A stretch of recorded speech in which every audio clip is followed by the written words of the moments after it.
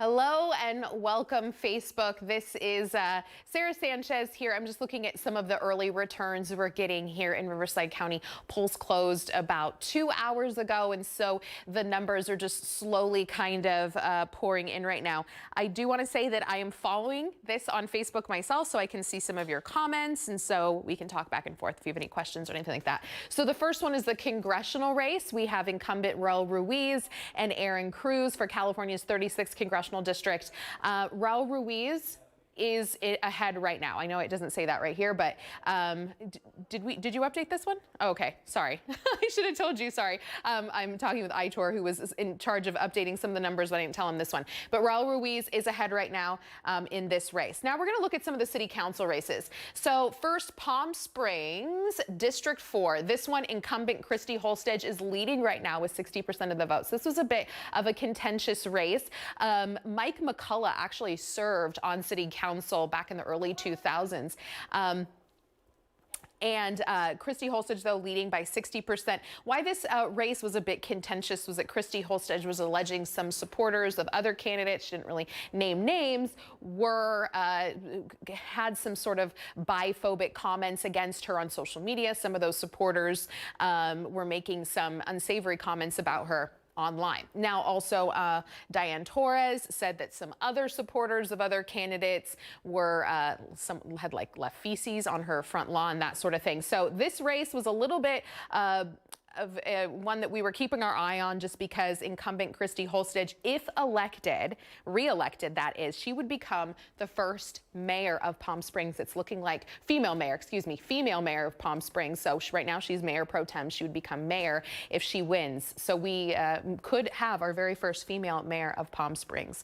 All right, and we're gonna also look at, let's see, Palm Desert. So this is the first time Palm Desert is voting by districts, no longer at large.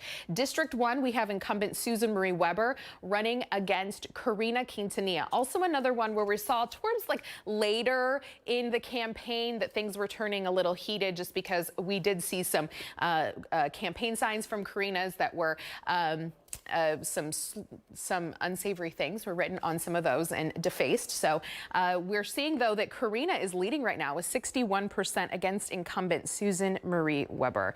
Let's see, I don't see any. Let's see, all comments. Here we go. Okay. All right, and the next one we're going to look at is Coachella and the race for mayor. We have Stephen Hernandez running against Leslie Figueroa right now. It looks like it's going to be a tight race, and as well as, we didn't update it. Just with a click of a button, hopefully he can update those numbers for us. We have 2 seats to fill for, there we go, for city council for Coachella. 4 candidates. Denise Delgado, 34%. Denise is a teacher, I believe, in Coachella, and so this one, kind of a close race here, as you can see, 34 and then 26% between of Neftali Galarza and Emmanuel Martinez. Pretty close right now, so we're watching some of those returns. Now, I don't know if I mentioned this, but only about 28% of precincts are partially reporting right now for our area, so with that, you know, take that with you will. About a quarter of those results are in. All right, let's take a look at our propositions, Aitor. If you're joining me on Facebook, hello.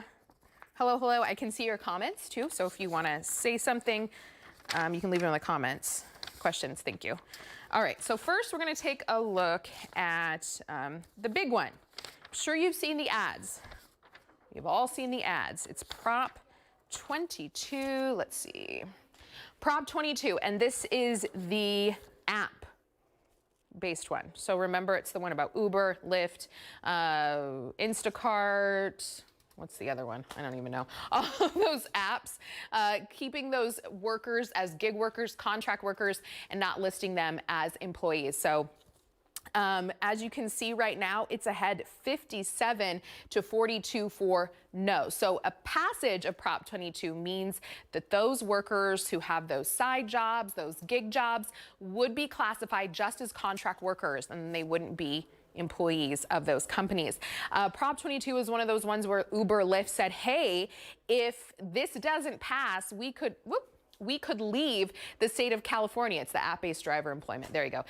We would probably leave the state of California. Now, some are just saying that that's a threat and that this is just a way for them to sort of bully their workers into thinking that they would just all out lose their jobs if they didn't vote yes on Prop 22. Now, supporters say that this would keep gig workers as is. It would allow the opportunity for us to use rideshare. A lot of us love rideshare. We use it, and that's like one of the big things there.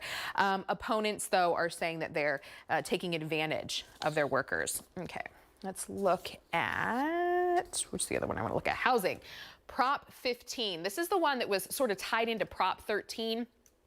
And looks like it's a tight race right now. Look at that, about 50 to 50 right here on Prop 15. I was looking at the map of the state, and it looks like kind of the more, conservative areas of the state are voting no on Prop 15. The more liberal areas of the state are voting yes, which should really not be much of a surprise. Let me look at some of the comments. How many comments here? Oh, thank you, Mike, who's sitting right here. Said Sarah Sanchez for president. Okay. He's sitting right here. Okay, let's see. We also wanted to know about Cathedral City. Do you have any updates there? Cathedral City. I don't think we updated Cathedral City. I'm sorry. We just kind of picked some of the races. Let me see. I actually might be able to pull that up. And Yvonne says you're doing great under pressure. Thank you. Professional. Thank you. Under pressure, I know. There's a lot going on here. Let's look at, and this is just streamed on Facebook, friends. So if it looks like I'm flubbing all over the place, that's because it's not on air and I can. All right. Cathedral City. Oh yeah. So this is another, district election. So Rita Lamb and Alan Carvalho running against each other. Now, those two had a bit of a history. So Rita had filed a restraining order against her then opponent's husband, who is now her new opponent, Alan Carvalho. So right now it looks like Rita is in the lead with, it doesn't report, the registrar's office doesn't report percentages, so I can only give you the vote count. It looks like Rita's leading by 969 votes to Alan's 533. So she is quite a bit of a lead there. I also should say that the next time we're expected to see an update on these numbers is in about 2 minutes, because they're supposed to update at the top of each hour. So I just wanted to give you, this is the 9 o'clock hour updates for some of those numbers. Okay, and then what was the other one I wanted to look at? Whoops. Let's see, Prop 16. Yes, the Prop 16, the affirmative action, which would allow government universities to take race into consideration. Opponents say that affirmative action gets in the way of true equality and allows for preferential treatment. But supporters say race-blind admissions hurts Black, Latino, and Native students. But right now, pretty close right now, Prop 16 with just, what did I say, about quarter of returns in right now. So we're looking at 45% saying yes, 54 to no for affirmative action. Let me look at my notes on that Prop 16. Who else was really confused by these propositions this time? I know I was. I was studying them all night. It was like a whole thing. Okay, so supporters say for Prop 16, race blind, oh, I just said that. So high profile supporters of race 16, Governor Gavin Newsom and the UC system. Opponents, California Republican Party. I don't think I have a printout of what the state looks like for this. I will say that I thought it was very interesting, because I don't know about you, but I'm keeping my eye closely on Prop 22 just because it was one of those propositions that was pretty historical. Spend the most money on this than any other ballot measure proposition in U.S. history. I think it was like $203 million for yes on Prop 22. Because all those app-based services were just flooding this proposition with money and ads. I know I've seen them all over the place. I know you have too. So that's why this one was kind of a big deal for a lot of us, just to see, like, did all that money they poured in, did it have an effect? It looks like it did.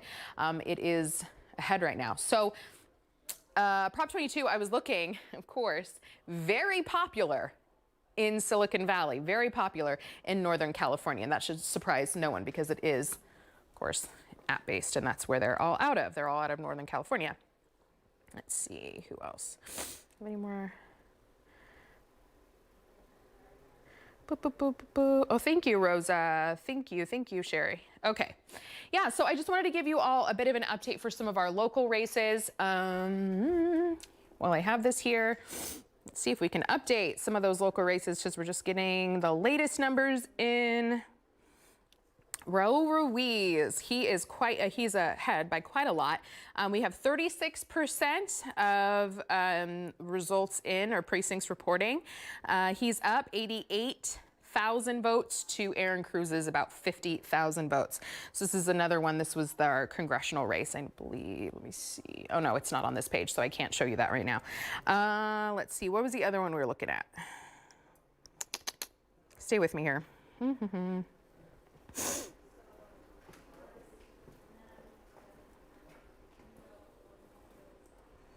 Okay, well, this is going to take me a while. Oh, here we go. Okay, so State Assembly 42nd District. I know this is in our area. This is the desert. Chad Mays is ahead against Andrew Kotyak. And then we're also looking at State Assembly 56th District.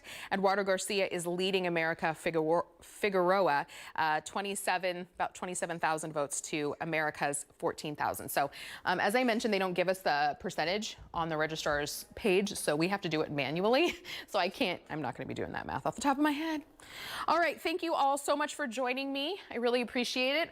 We are going to be live on air in about an hour. Got a busy night. Thank you so much for joining me, and we'll see you later. Have a good one.